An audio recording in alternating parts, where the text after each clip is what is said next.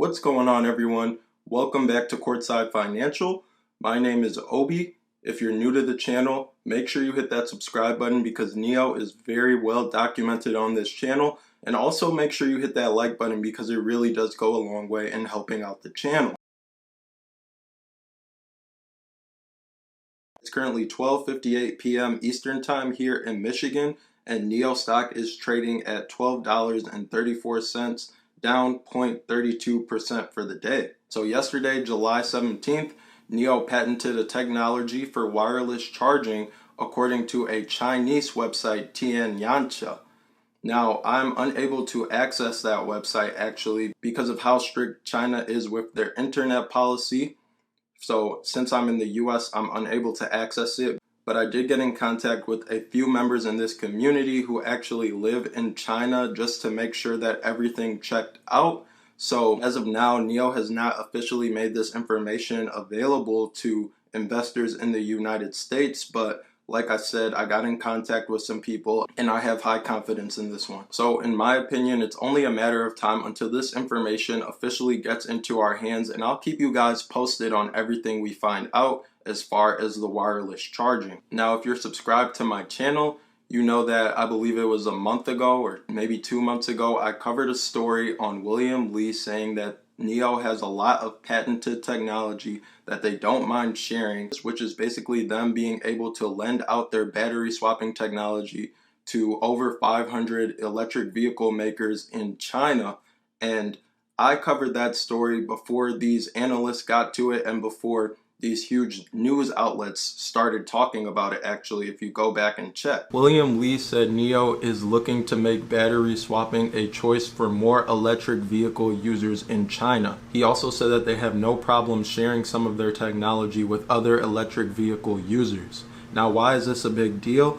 Because we know that NIO is in a cash crunch and they're burning through millions of dollars per quarter as they work to become profitable. When you think about Tesla, the reason that a lot of people missed out on the opportunity for huge growth is because they failed to value it as more than a car company. Tesla is actually a technology company and they have different facets to their business, such as Tesla Solar, such as the Tesla insurance that they're creating, and a couple other things. This is NIO's way into creating a more diversified business. Now, I was almost instantly excited when he said that because obviously there's over 500 electric vehicle makers in China, so I knew that would be a huge total addressable market, and this would be another stream of revenue for this business. And part of my bullish case is that that's going to help them reach profitability a lot faster. Now, between now and then, there have been some updates from NIO themselves that actually kind of almost validated my thesis and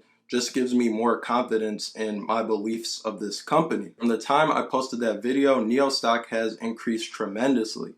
That's why I always say it's super important to do your own research and come to your own opinions, because a lot of times you can get onto these waves before the analysts cover it and then it becomes mainstream. I believed in this company even before that aspect of the business. I was actually in NIO last year buying shares from the $1.70 range all the way up until I believe the mid-4s. I started my position in the mid-4s and then I continued to average down because obviously there was a lot going on with NIO. Last year was not the best year for this stock. Now, for this wireless charging patent, let's get into everything we know so far, and then I'm going to give you my ideas or my opinion on what it might possibly mean for the company. With the wireless charging patent included, that would mean that NIO has received 5 patents this month, bringing them to 816 patents in total, making them number 2 on a list of 25 new energy vehicle makers in terms of patent quantity. Now, this is why I don't just throw my money into every EV stock. When I'm stock picking, I want to get good value, and number 2, I want a category killer. Now, obviously, Tesla is number 1. We've said that many times on this channel. They're just far ahead of everyone else in terms of technology and in terms of brand presence. Yes, over the long term, you might be able to make a little bit of money investing in these other electric vehicle companies, but the biggest companies who are well positioned in the race are obviously going to outperform. It works that way in every industry. who's ever more positioned to benefit from a huge trend is obviously going to get more market share. And Chamath actually went on CNBC this morning to talk about Tesla being profitable for their fourth consecutive quarter and beating analyst estimates. So I want to play that clip for you guys because I think he explains it in a way that a lot of us can really understand, and it kind of reinforces some ideas that I have and that you guys may have already. Let me just ask you about Tesla because they had their earnings last night. They beat. The bears would say they beat because they sold these tax credits, and how long are these credits going to be a sustainable business model? What do you say? You bought into Tesla or bought into the debt a long time ago. I think this is a really important example of a much bigger trend that's happening in the stock market, which is that retail investors now have access to so much information that it's almost on parity with people that work in traditional investment organizations. And what we've seen is that's happened is that the quality of that analysis and the ability to see around the corner is as good and in many cases better than traditional investment firms and the way they view the problem. So from day one, you have had this massive tension between the bulls and the bears on this company. And the bulls basically saw a long-term trend around electrification, and the bears tried to play with balance sheet mathematics. Of course, if I said, you can sell 90,000 cars, but then if you negative sell 100,000, you've not sold 10,000. And you would say, what does any of this mean? You can use any convoluted logic to try to be short this stock. And what you would have done is just lost an enormous amount of money. And so what we're going to see now is that the stock is going to become part of the S&P 500. It is the leading edge when it comes to electrification and decarbonization. And here's the thing, Andrew, what the bulls will get right and what the bears will ignore from here is that this is no longer about cars. That's the first wave of growth.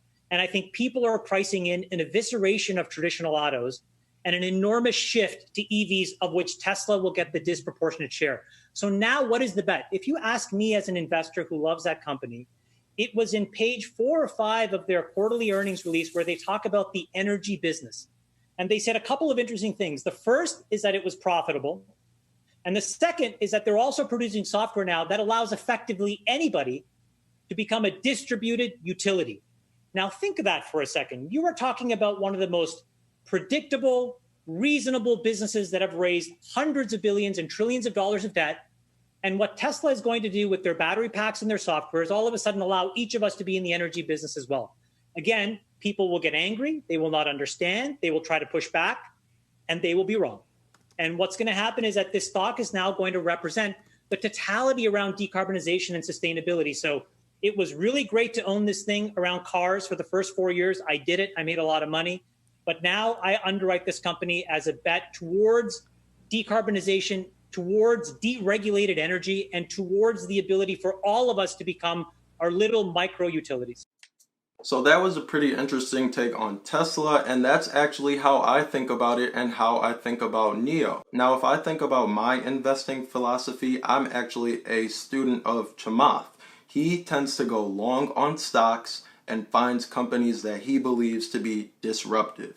He's made big bets on a lot of things, and a lot of them have been right. So I'm actually even invested in Virgin Galactic. I know this video is probably going to find its way to my EV audience, but I am invested in Virgin Galactic and I'm bullish on the company. So we've all heard this. One of the things that he said is that the bears are just valuing Tesla as a car company, but it's definitely much more than that. So I think the same thing is here with NIO, with their battery as a service aspect, their lifestyle component, which they're putting a lot of resources into. We've got the NIO houses, we've got the NIO app where NIO users are really connected more so than any other car company. So I think NIO has a great chance as well of really being in position to take a lot of that market share away from, in the near term, legacy automakers, in the long term, other EV companies. So if we rewind a little bit to the Q1 earnings call, I want to read you guys something that the CFO, Stephen Fang, actually said. He said that by the end of 2020, they are going to be looking at a significant decrease in cost including the battery package and sales of more products with higher gross margins and continued optimization of manufacturing costs. So maybe this patent will actually play into that. So actually yesterday I did listen to the entire Tesla Q2 earnings call, but before that, before the market actually closed, I actually averaged up and increased my position in NIO. I'm holding these shares for the long term. Right now I'm seeing what the stock market does. There's a lot of uncertainty, but eventually I'm just going to start dollar cost averaging this. I'm not really looking to try and get the best price on all my shares. I just have a certain share amount that I want in mind. So I want to reach that amount, stop adding to my position unless there's a sale, and just let it ride. So anyways, that was it for this video. I want to know what you guys think about everything we talked about today. Make sure you hit the like button. Make sure you hit the subscribe button and comment down below. As always, thanks for watching.